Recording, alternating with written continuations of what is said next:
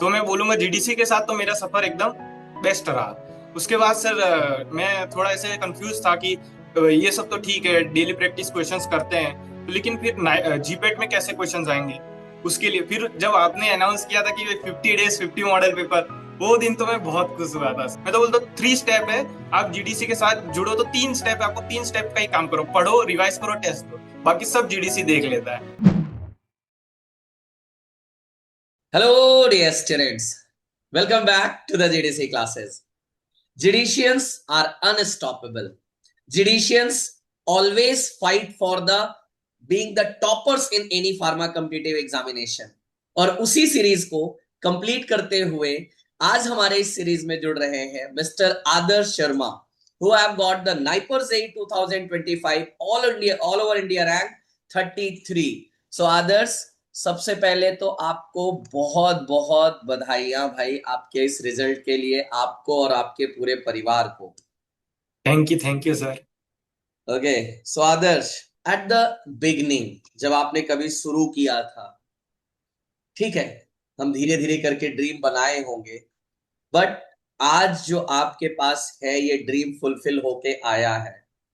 शुरुआत में क्या उसको इमेजिन कर पाना इजी था?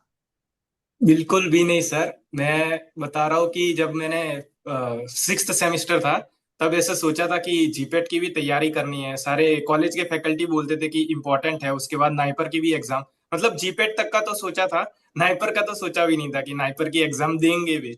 लेकिन फिर सर क्या बोलते हैं, दिसंबर में आपका क्रैश कोर्स लॉन्च हुआ था, वो मैंने लिया। मुझे मतलब कुछ समझ नहीं आ रहा था कि जीपेट की तैयारी कहाँ से करें, तो क्रैश कोर्स लिया, उसमें से मैंने तैयारी करना शुरू किया। और फिर धीरे धीरे ऐसे मतलब बिलीव होने लगा कि हाँ, हम भी पढ़ रहे हैं, आ रहा है, समझ आ रहा है, एमसीक्यू भी सॉल्व हो रहे हैं, तो मतलब कुछ तो अच्छा होगा हमारे साथ भी। तो धीरे धीरे कॉन्फिडेंस आना शुरू हो हाँ गया। सर। और कहते हैं ना, जहां चाह होती है वहां राह अपने आप बनने लग जाती है। बिल्कुल तो सर, बिल्कुल। आदर्श, आपने क्रैश कोर्स शुरू किया। अब बात होती है, देखो, टाइम भी, खैर, क्रैश कोर्स मतलब अक्टूबर नवंबर से शुरू हो जाता है, तो 6-7 महीने का टाइम उसमें हमारे पास हम्म। रहता है। सिलेबस को भी उसमें देखना है, कंप्लीशन भी डालना है, और साथ ही साथ रिवीजन को भी लेके आना बहुत जरूरी होता है। बिल्कुल सर। कैसा था आपका experience during the classes? Sir पहले तो मतलब डर रहता था कि सिलेबस कंप्लीट होगा कि नहीं, लेकिन फिर आप बोलते थे कि 1 महीना बचे, 1 से 1.5 महीना बच जाएगा और रिवीजन भी होगा, मतलब विश्वास तो था कि हाँ सिलेबस तो कंप्लीट हो जाएगा। फिर सिलेबस से लेक्चर्स चलते थे, लेक्चर भी मैं अटेंड करता था सारे। और मतलब ये देख के बहुत खुशी होती थी कि हम तो मेहनत कर ही रहे हैं, लेकिन फैकल्टी हमसे ज्यादा मेहनत कर रही है। सुबह उठ के श्रीकांत सर लेक्चर लिया करते थे, फिर शाम को आप लेक्चर लिया करते थे, और आपका तो बीच में कोल्ड भी हो गया था, लेकिन उस दौरान भी आप लेक्चर तो लेते थे सर। तो मतलब देख के खुशी भी होती थी, मोटिवेट भी होते थे कि हम नहीं, बहुत सब मेहनत कर रहे हैं और सबकी मेहनत का फल मिलेगा हमको भी। और बस आप जो बता रहे हो, गाइडेंस कर रहे हो, उस हिसाब से हमको अटेंड करना है, एमसीक्यू सॉल्व करना है, सब बढ़िया ही होगा सर। करेक्ट। क्योंकि देखो बेटा, मैं हमेशा अपने बच्चों को एक चीज सिखाता हूँ।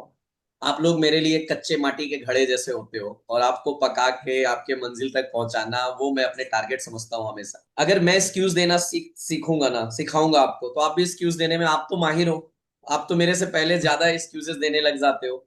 तो वो चीज कोशिश किया जाए, क्योंकि जब ड्रीम फुलफिल करना है तो फिर एक्सक्यूजेस से काम नहीं चलेगा। बिल्कुल सर। अच्छा, क्लासेस की बात आई, क्योंकि बहुत सारे बच्चे एक्चुअली पजल्ड कहाँ हो जाते हैं, कॉलेज और जीपैट, मतलब सेमेस्टर और जीपैट की प्रिपरेशन में सर हमें बड़ा कंफ्यूजन होने लग जाता है, कैसे मैनेज करें, क्या करें, कैसे। आपने उस चीज को मैनेज किया? क्योंकि जब आपने क्लासेस शुरू ही किया था तभी आपका सेमेस्टर आया होगा, तो यस सर, डेफिनेटली वहां बिल्कुल। पे भी वो दिक्कतें आई होंगी, तो कैसे आपने उसको मैनेज किया? सर जनरली मैं क्या करता था कि पहले के सेमेस्टर में कि एग्जाम आ रही है तो उससे 2-3 वीक पहले ही शुरुआत कर देता था थोड़ा थोड़ा पढ़ने का। लेकिन फिर लास्ट सेमेस्टर था, तो मैंने कहा कि जीपेट ज्यादा इंपॉर्टेंट है। उसके लिए फिर मैं एग्जाम के क्या बोलते हैं 3-4 दिन पहले ही शुरुआत करता था। क्या और जैसे मान लो कोई टेस्ट सीरीज होती थी या वीकली टेस्ट चलते थे, तो वो तो अटेंड करना ही है। लेक्चर भले जीडीसी का ना अटेंड कर पाओ, जीपेट का, लेकिन वो टेस्ट तो देना ही देना है।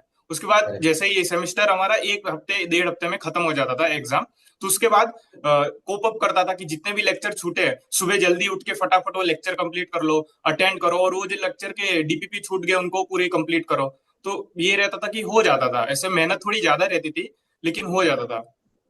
जब मेहनत होगी तभी ऐसे परिणाम आएंगे। और जब ऐसे परिणाम आएंगे तो शायद उसकी खुशी ज्यादा होगी और भी बेहतर होगी। अच्छा, एक अदर्स पॉइंट बहुत बड़ा होता है, बच्चों को बहुत कॉमन सी चीज होती है कि सर हम शुरू तो करते हैं लेकिन कंसिस्टेंसी हमारी ब्रेक होने लग जाती है।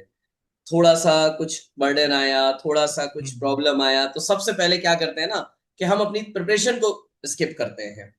ठीक है। हम्म। आपने जब से शुरू किया, यस। क्या आपने कभी अनफॉर्चुनेटली, देखो एग्जाम वगैरह आना अलग बात है, लेकिन क्या हम्म। जानबूझ के कभी आप एक्सक्यूजेस के लिए तैयार थे?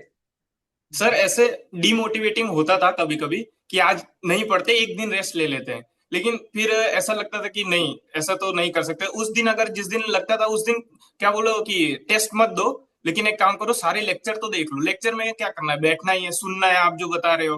तो उस दिन में ऐसा करता था कि जो लेक्चर बच गए या फिर कुछ लेक्चर क्या बोलते हैं एक्स्ट्रा देख लो, लेकिन लेक्चर कंप्लीट करो जिस दिन कुछ ना करने का मानो उस दिन। तो यानी करेक्ट। कंसिस्टेंसी ब्रेक नहीं करनी है। कुछ तो करो, थोड़ा सा करो, भले धीरे चलो, लेकिन चलो तो सही, रुको मत। एग्जैक्ट।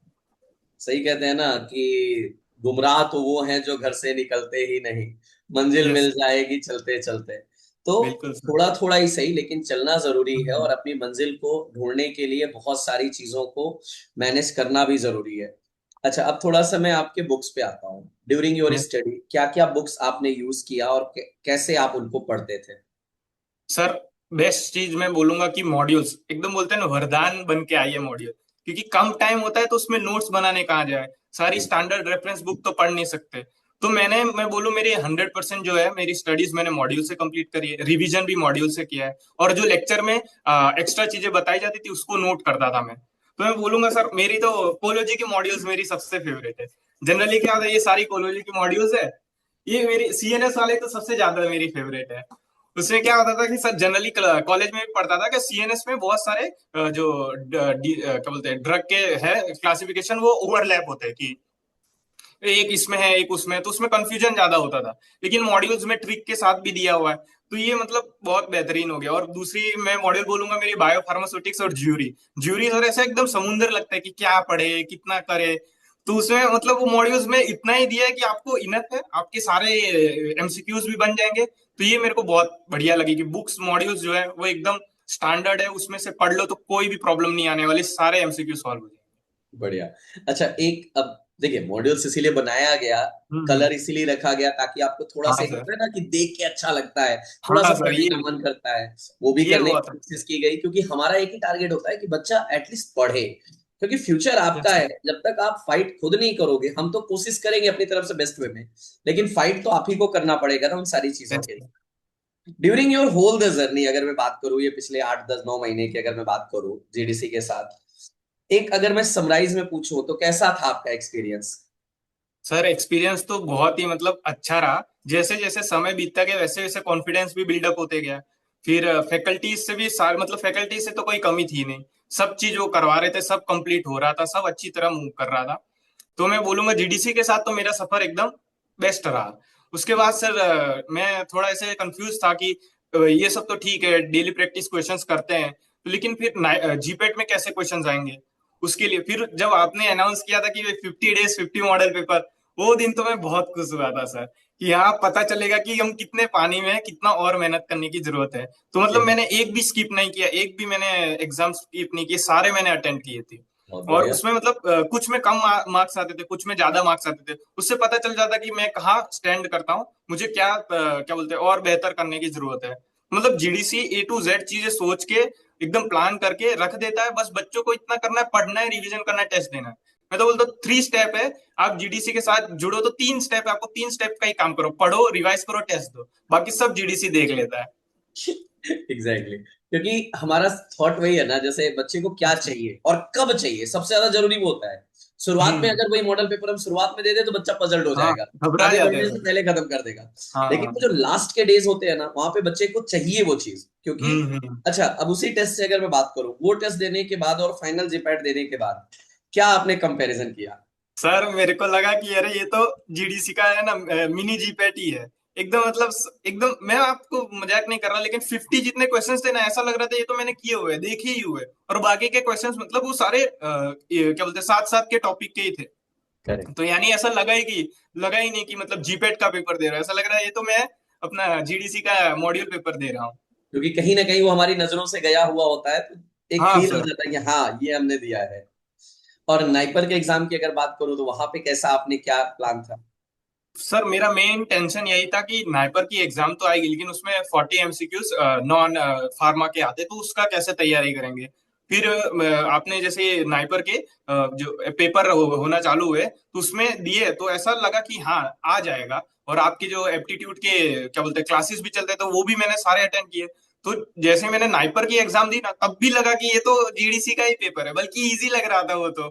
नाइबर का पेपर और इजी लगा मेरे को। एप्टीट्यूड में एक भी मैं बोलूंगा जो फैक्ट बेस्ड है, वैसे दो तीन क्वेश्चन मेरे से नहीं हुए। बाकी सारे क्वेश्चन तो ऐसा लग रहा है ये तो देखा हुआ है, ये तो सर ने कराए हुए, अभिषेक सर ने तो कराए हुए हैं। कहीं ना कहीं हुआ जरूर है। चलो, यस अच्छा, सर। इस पूरे जर्नी में किसी भी फैकल्टी का जो सबसे ज्यादा आपके लिए फनी मोमेंट, मेमोरेबल रहा हो जेडी के साथ, कोई शेयर करना चाहोगे? हाँ सर, सबसे फनी मोमेंट में बोलूँ तो श्रीकांत सर के बहुत सारे फनी मोमेंट है। बोल देते थे कि उनके जो नॉन फार्मा के लेक्चर्स हुआ करते थे, तो उसमें वो बोल देते थे कि बेटा तुम आज जितना तुम्हारे मार्क्स आ रहे हैं, वो 10 दिन बाद भी उतने ही मार्क्स आएंगे नॉन फार्मा में, तो उसको लेके बैठो मत, तुम अपना फार्मा पे क्या बोलते हैं फोकस करो। तो ऐसा देख के हाँ हंसी मजाक भी हो जाता, तो देख के अच्छा भी लगता था कि हाँ इतना टेंशन लेने की जरूरत नहीं है। जो मेन इंपॉर्टेंट है उस पर फोकस करो, बाकी सब अपने आप हो जाएगा। करेक्ट है, क्योंकि देखिए यही जरूरी होता है जब ये जर्नी हो, तो यहाँ पे आप एज अ बच्चों को मोटिवेशन भी चाहिए, फनी मोमेंट भी चाहिए, आपको पढ़ाई में कैसे इंटरेस्ट लगाया जाए, कैसे आप लगातार लगे रहे, वो भी चीजें टीचर हर कोशिश उसी में लगा रहता है। यस बहुत सर, अच्छा यस। लगा आदर्श, आप हमारे साथ जुड़े। हाँ, बोलो बोलो। Thank you sir. तो इसलिए अब इसी जर्नी को हम और कंटिन्यू करेंगे जब हम फेलिसिटेशन प्रोग्राम में, बहुत जल्द जिसका बिल्कुल अनाउंसमेंट होने वाला है। एक्साइटमेंट है या नहीं अंदर से? सर, बहुत एक्साइटमेंट है। मैं प्रीवियस ईयर के फेलिसिटेशन देख के एकदम गूज बम्स आ जाते हैं कि बहुत मजा आएगा एकदम ऐसा। बस तो तैयार रहिए, बहुत जल्द उसका अनाउंसमेंट बिल्कुल होने सर। वाला है ना? बहुत जल्द हम लोग गैदर्ड होंगे फिर से और इस रिजल्ट को और अच्छे से सेलिब्रेट करेंगे। मैं अपनी पूरी टीम की तरफ से आपको आपके भविष्य के लिए बहुत बहुत शुभकामनाएं और बधाइयां देता हूँ। Thank you sir. जाते जाते अपने जूनियर्स के लिए अगर कुछ टिप्स देना चाहें आप। सर तो मेन टिप तो यही है कि एमसीक्यू प्रैक्टिस रखें, जो डीपीपी है वो प्रैक्टिस करें, वो बहुत इंपॉर्टेंट है। और जो क्लासेस में सर लोग बोल रहे हैं उसको हल्के में ना ले कि ये तो सब बोलने का है, नहीं, जो बता रहे हैं जो गाइडेंस दे रहे हो उनको फॉलो करो। नहीं ज्यादा तो 80% तो फॉलो करने की कोशिश करो, क्योंकि वो आपको फिर जो आगे आके जो 50 डेज की पेपर आगे भी होंगे उसमें आपको उसका रिजल्ट दिखेगा कि हाँ सर सही कहा करते थे, ऐसे चलूंगा तो मेरा अच्छा ही रिजल्ट आएगा। तो ये मैं बोलना चाहूंगा कि फैकल्टीज की बात को एकदम अच्छी तरह से ध्यान में सुना करें। यही मेरा है टिप जूनियर्स को। चलो, थैंक यू सो मच आदर्श, हम फिर थैंक यू मिलेंगे सर। आगे के सफर में। Thank you. बिल्कुल सर।